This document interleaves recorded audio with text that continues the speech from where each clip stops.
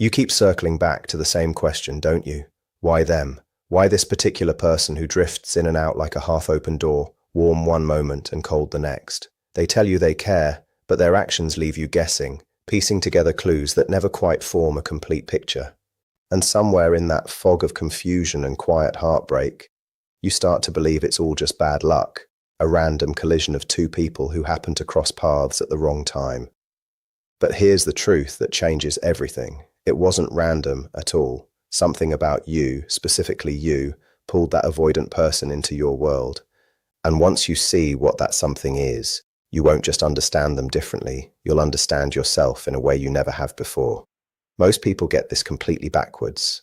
They assume avoidants just bounce from person to person, leaving a trail of confusion without any real rhyme or reason. But attachment styles don't operate on coincidence.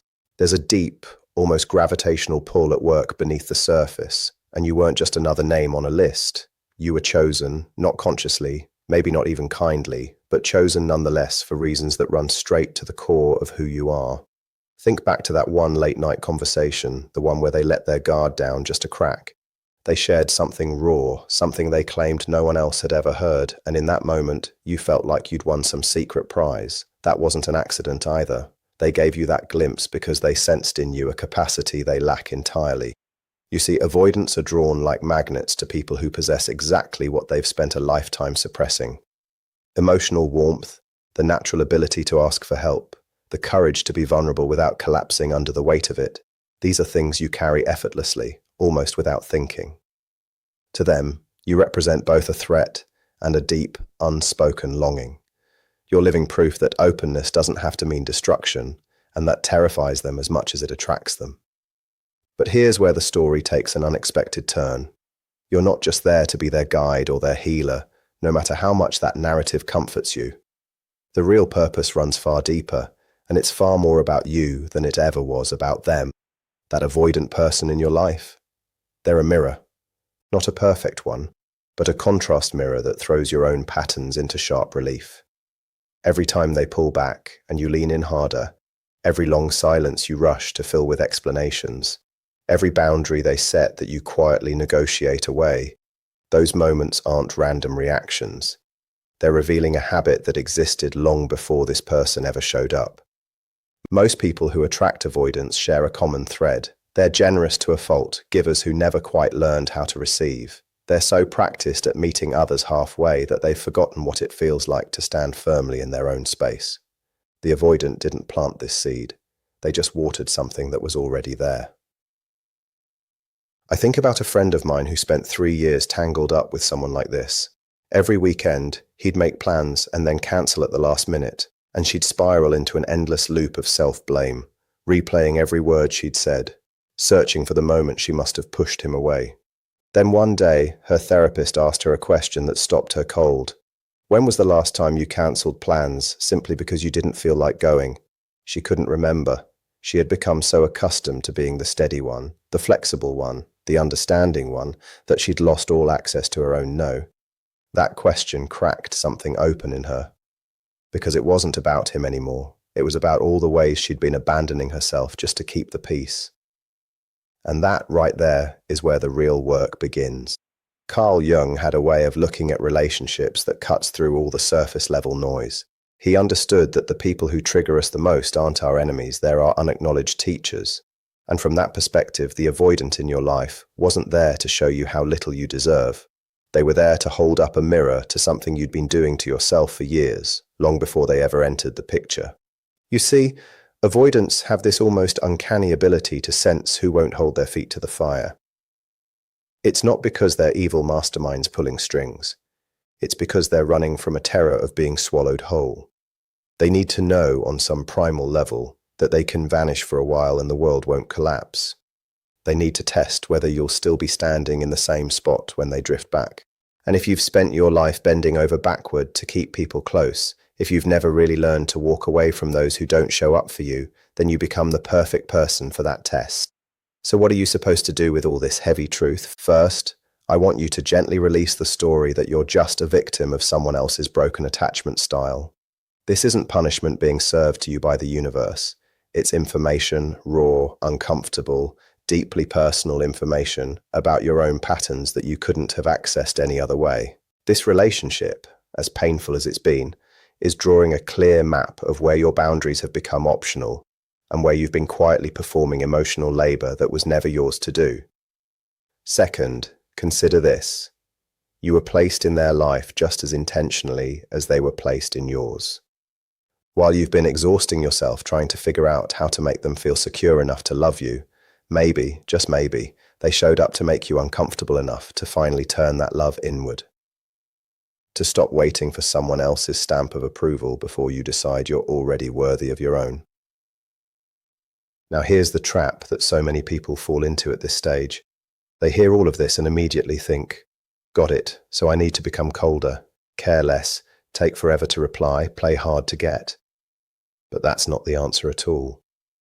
Adopting avoidant behaviors doesn't heal an anxious heart. It just trades one kind of dysfunction for another, more polished version of the same wound. What you're actually being asked to do is far more difficult and far more courageous. You're being called to stay emotionally open while staying deeply rooted in yourself at the same time, to remain available and loving without making their inability to connect your problem to solve, to offer affection freely, but not at the expense of your own ground. That's the real work, and it doesn't come with a shortcut or a manual. Let me paint you a picture to make this clearer. Imagine you're sitting on a park bench and the avoidant person is perched at the far end, as far from the middle as they can physically get. The anxious instinct tells you to slide closer, to close that gap, to prove through sheer proximity that you're safe and trustworthy. But here's the painful irony. Every inch you move toward them, they shift another inch away.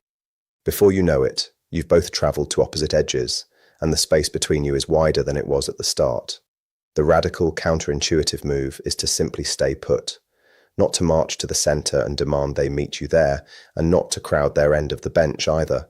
Just hold your own spot, the place that feels honest to who you are and what you genuinely need. Then, let them decide if they want to bridge that distance. Let them sit with the silence and the space without interpreting it as a sign that you don't care. That's terrifying if you've been conditioned to believe that love means constant adjusting, constant shrinking, constant proving of your worth. So let's make this real with an example.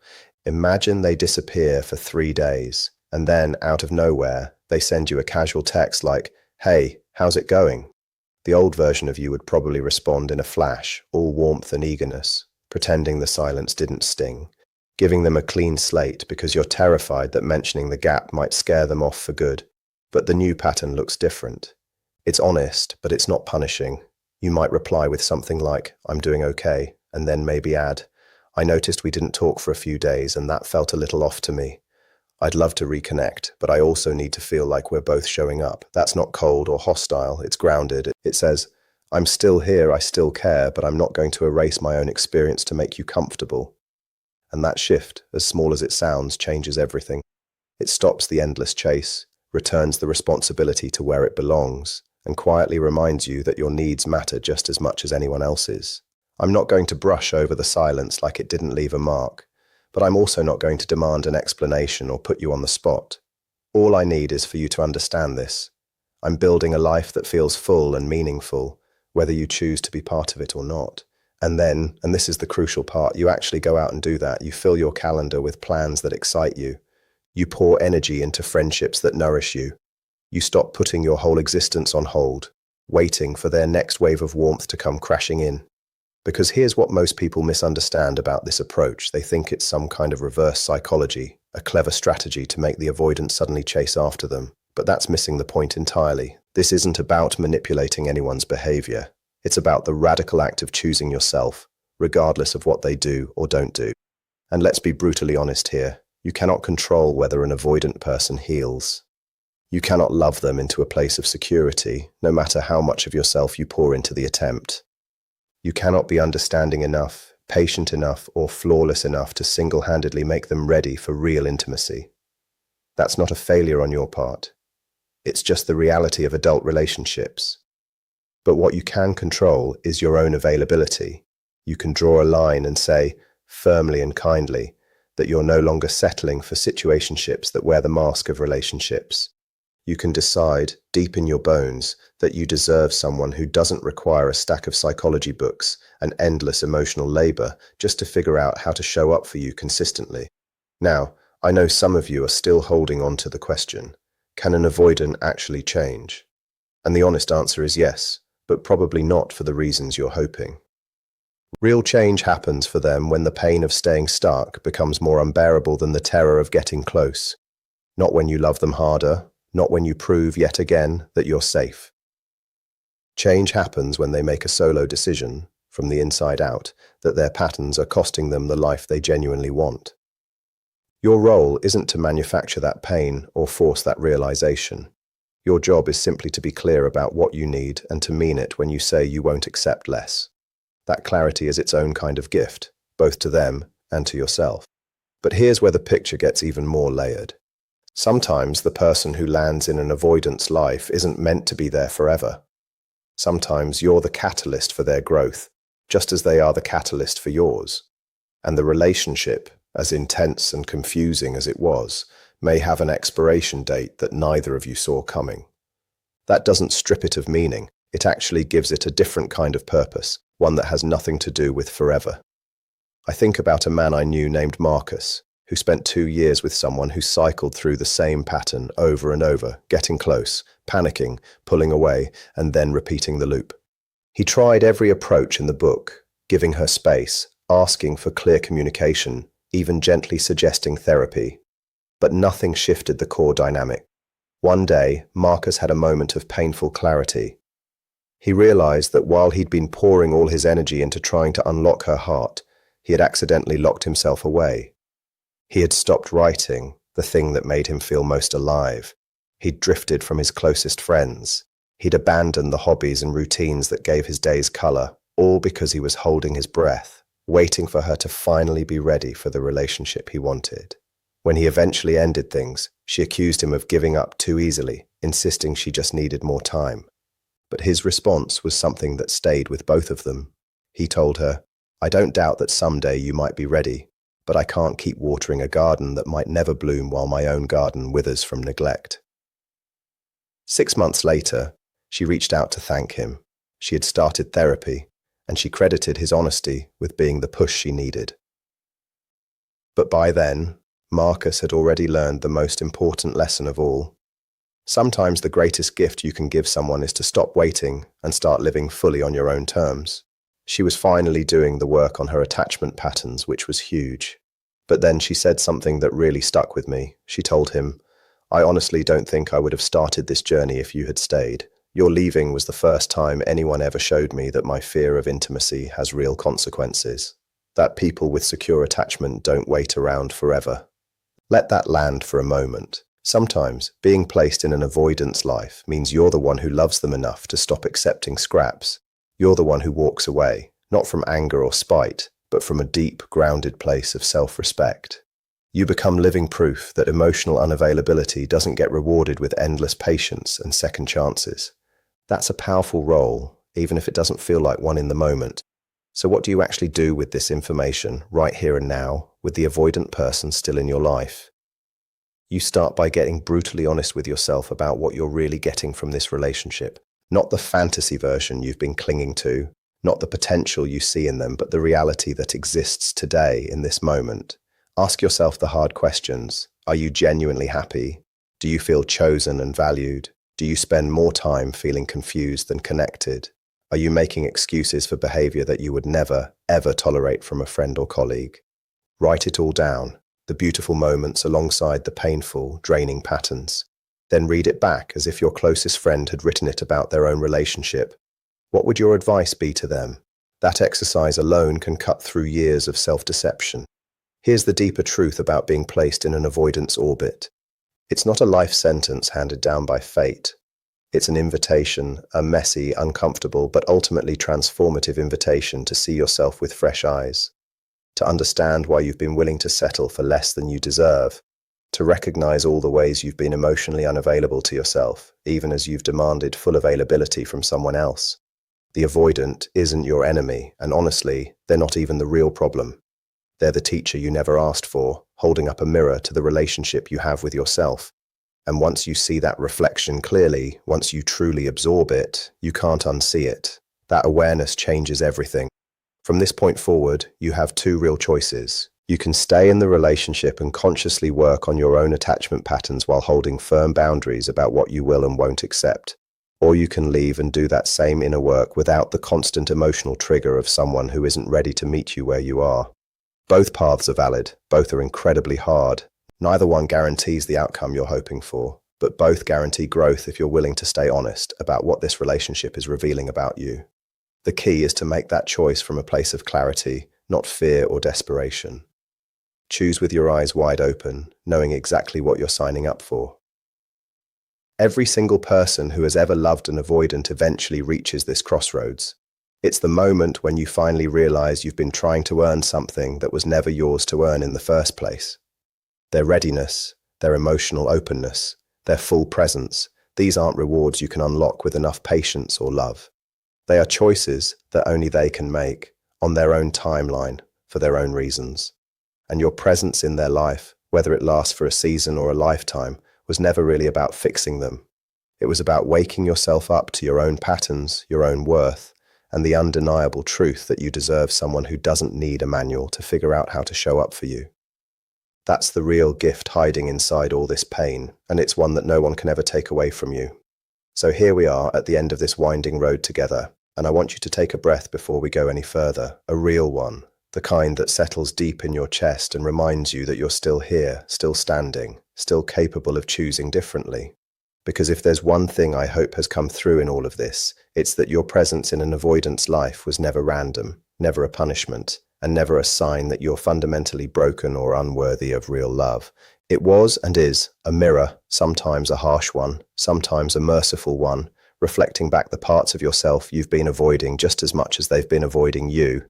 And that reflection, as painful as it can be to face, is also the most honest gift you'll ever receive.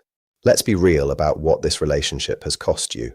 It's cost you sleep, peace of mind, and countless hours of mental energy spent analyzing texts and silences. It's cost you the ability to trust your own perceptions because you've been gaslit by inconsistency for so long that you don't know which way is up anymore. It's cost you friendships and hobbies and parts of your identity that got pushed aside while you were busy trying to become whatever version of yourself would finally make them stay. And that's a heavy price to pay for something that never really delivered what it promised. But here's the thing about prices, they only have power over you if you keep paying them. The moment you stop, the whole transaction falls apart, and you get to walk away with something far more valuable than the relationship itself. You get to walk away with yourself. Now, I know some of you are still sitting there, hoping against hope that this person will wake up one day and choose you fully. And I understand that hope, I really do. It's not foolish or weak to want someone you love to finally see your worth. It's human. It's the part of you that believes in redemption and second chances and the transformative power of love. But here's what I need you to hear, with as much kindness as I can offer. Waiting for someone to change is not the same as loving them. Waiting is a passive act that keeps you stuck in a holding pattern, while loving is active and alive and asks something of both people. You can love someone deeply and still refuse to let their unreadiness define your life. You can hold space for their journey while refusing to abandon your own. Those two things are not mutually exclusive, and learning to hold them both at the same time is the heart of what we're talking about here. Because here's the uncomfortable truth that most people never fully grasp. The avoidant in your life is not the villain of your story, and you are not the helpless victim. This dynamic, as painful as it has been a co-created dance. You brought your own steps to the floor, your desire to fix, your fear of abandonment, your belief that love must be earned through sacrifice. And they brought theirs, their terror of engulfment, their avoidance of vulnerability, their inability to trust that closeness won't destroy them. Neither of you is entirely to blame, and neither of you is entirely innocent. But the beautiful, terrifying, liberating thing about that realization is that it means you have agency. You are not trapped. You are not doomed to repeat this pattern forever. You can learn new steps, and you can choose a new dance partner who moves in rhythm with you instead of against you. Think about what it would feel like to stop performing, to stop editing yourself in real time, calculating every word and gesture, trying to be small enough not to scare them away, but big enough to hold their attention. Imagine the relief of just being messy, complicated, full of needs and feelings and imperfections, and having that be not only acceptable but welcomed. That's not some fairy tale fantasy. That's what secure attachment actually looks like. It's two people who don't have to hide or shrink or perform to earn each other's love. And you deserve that. You have always deserved that. The fact that you've been settling for less doesn't mean you're unworthy of more. It just means you haven't yet found the courage to demand it. But that courage is inside you, I promise. It's been there all along, waiting for you to stop looking outward for validation and start looking inward for truth. I want you to consider something that might feel uncomfortable at first. What if the avoidant person in your life isn't actually the one who needs to change for you to be happy? What if the real transformation happens when you stop asking, how do I make them love me? And start asking, how do I love myself enough to walk away from anything that doesn't? That shift in questioning is everything. It moves you from a place of powerlessness to a place of radical self-ownership. It takes the focus off their behavior and puts it squarely where it belongs, on your own choices, your own boundaries, your own capacity to create a life that feels whole and fulfilling regardless of who decides to show up for it. That is the kind of independence that doesn't push people away. It actually attracts the right ones, because it signals that you're not desperate, not needy, not looking for someone to complete you. You're already complete. You're just looking for someone to share that completeness with. And let me say something that might sting a little, but I think you need to hear it. The reason you've tolerated this dynamic for so long is probably not because you're weak or naive. It's because somewhere along the way, you learned that love requires suffering. Maybe you grew up in a home where affection was conditional, where you had to earn your parents' attention or approval. Maybe you had an early relationship that taught you that love means constantly proving your worth. Maybe you just absorbed the cultural myth that real love is supposed to be hard, that if it doesn't hurt, it's not deep enough. But none of that is true. Real love is not a battlefield. It's not a test you have to pass. It's a garden that both people water together with equal effort and equal care. And if you've been the only one holding the watering can, it's time to set it down and walk away. So where does that leave us? It leaves us with a choice. Not an easy choice, not a comfortable choice, but a choice nonetheless. You can keep doing what you've always done, chasing, waiting, hoping, shrinking, and you'll keep getting what you've always gotten. Or you can choose something different. You can choose to be the person who finally says, I love you, but I love myself more. You can choose to be the person who walks away, not because they don't care, but because they care enough about their own soul to stop sacrificing it at the altar of someone else's unreadiness. You can choose to be the person who looks in the mirror and sees not a victim, but a survivor, someone who has been through the fire and come out with a deeper understanding of who they are and what they need.